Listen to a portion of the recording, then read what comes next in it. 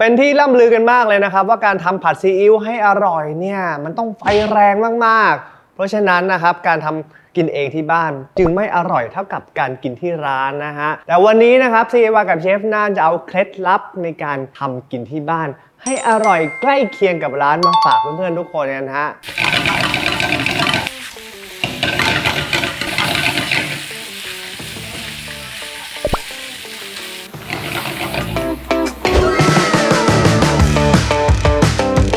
เคล็ดลับข้อแรกอยู่ที่เนื้อหมูหมักนั่นเองนะฮะหมูที่ใช้เนี่ยต้องเป็นเนื้อหมูส่วนสะโพกนะครับแล้วก็เวลาการหั่นเขาเนี่ยเราต้องหั่นขวางกับเส้นใยเขาให้เป็นชิ้นพอคำนะ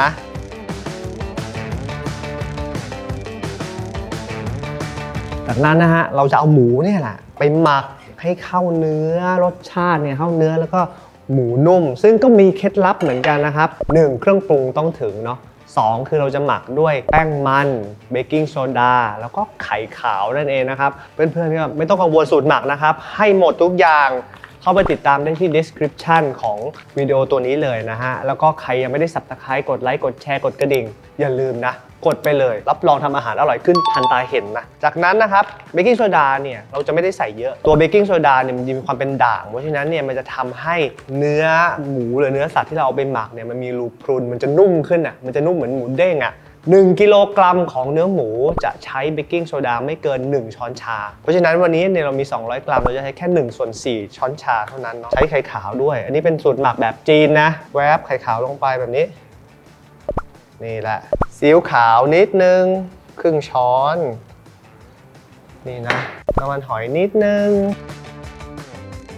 แล้วเราก็มีน้ำตาลทรายแล้วก็พริกไทยสักหน่อยนะครับหอมอ่ะแล้วสุดท้ายเนี่ยใส่น้ำมันงาลงไปเคล้า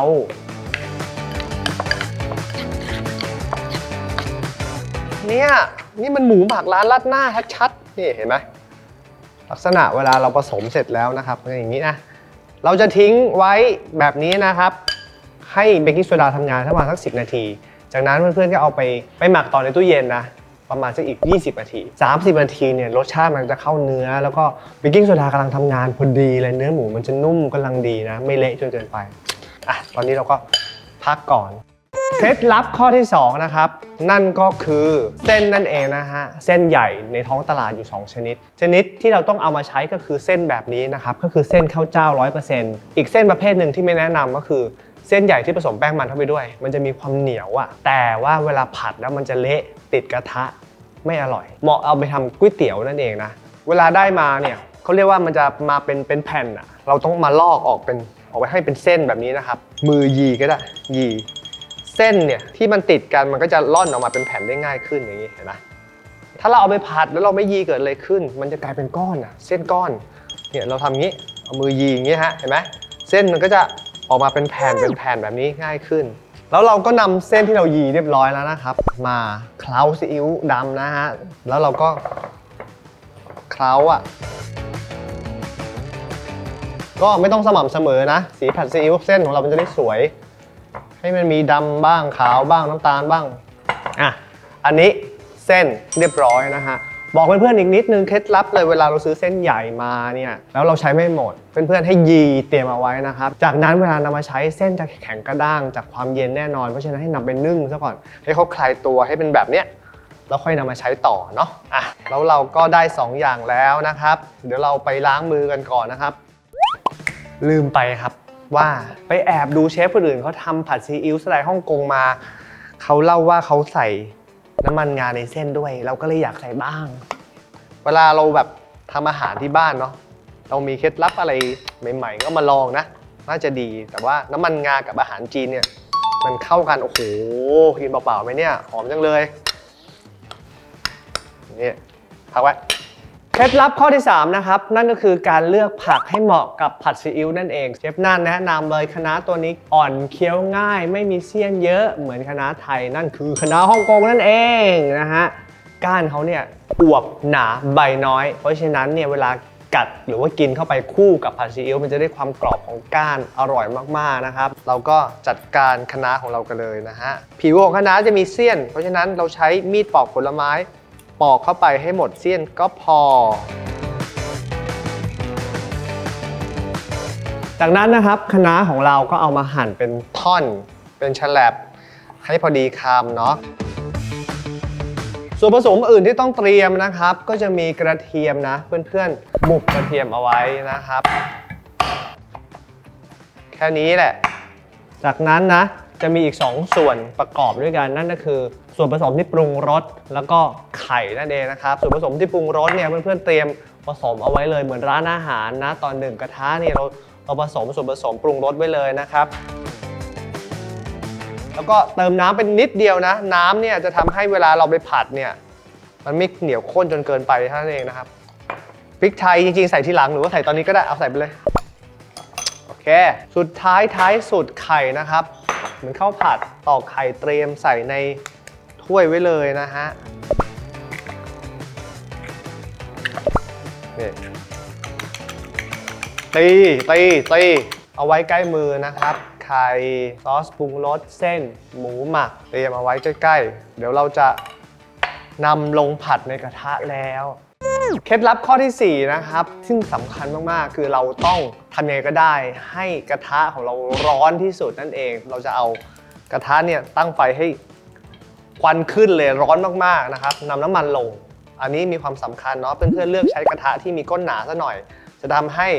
ได้รับความร้อนมากขึ้นอร่อยขึ้นนั่นเองนะแล้วไฟนี่แบบเอาเต็มที่น้ำมันนะครับใส่ไปเยอะๆก่อนเดี๋ยวเราพอกระทะร้อนแล้วเราจะ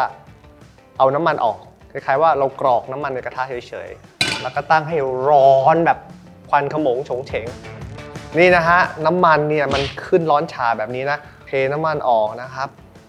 ให้เหลือแต่น้ำมันติดกระทะเนาะจากนั้นเนี่ยนะครับเราจะเอาเส้นไปคั่ว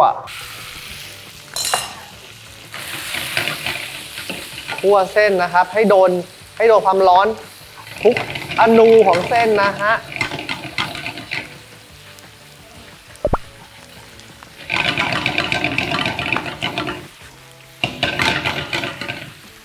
สังเกตว่า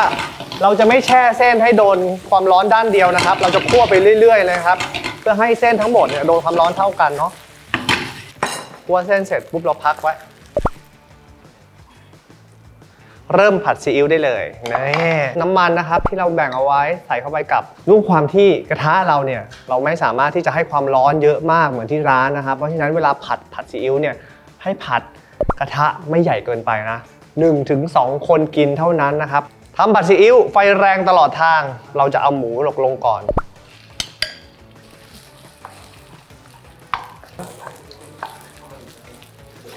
กระเทียมลงนะครับชบนี่ผักตามเฮ้ย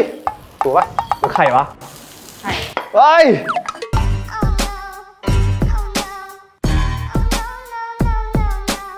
เมื่อหมูสุกนะครับเดี๋ยวเราจะกันกระทะนิดนึงเติมน้ำมันนะฮะแล้วก็ไข่ของเราลงไปอย่างนี้เลยนะทิ้งไข่ไว้สักพักนึงเดี๋ยวค่อยยีไข่นะเนี่ยกระทะเวลาร้อนได้ที่นะครับไข่มันจะปูขึ้นมาอย่างนี้นะแล้วเรายีไข่นิดนึงแล้วเราก็ใส่ผักของเราลงไปผัดให้เข้ากันนะนี่แหละเส้นที่เราคั่วไว้เราใส่ลงไปผัดให้เข้ากันแล้วก็ตามด้วยน้ำปรุงนะครับ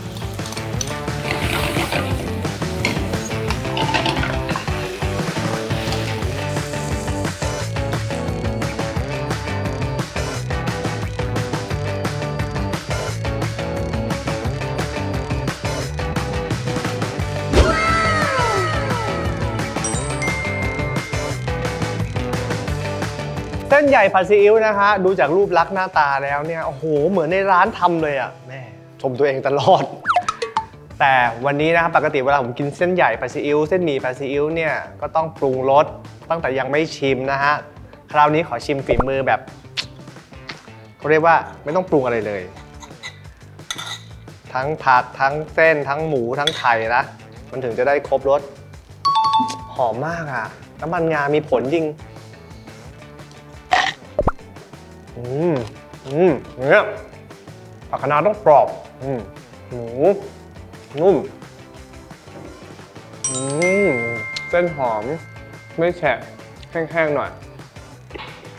แบบที่ชอบเลยแต่ว่าต้องปรุงหน่อยตามสไตล์เรานะฮะไม่ว่าเราจะผัดมารสชาติอร่อยยังไงน้ำตาลมีน้ำพริกมาน้ำปลาต้องเติมน้ำส้มสายชูด้วยพริกมาพริกต้มสายชูเปรี้ยวๆต้องตัดไว้อร่อยสุดยอดเลยสุดยอด รู้เคล็ดลับในการทำผัดซีอิ๊วให้คล้ายกับทำที่ร้านไปแล้วนะครับ4 ข้อด้วยกัน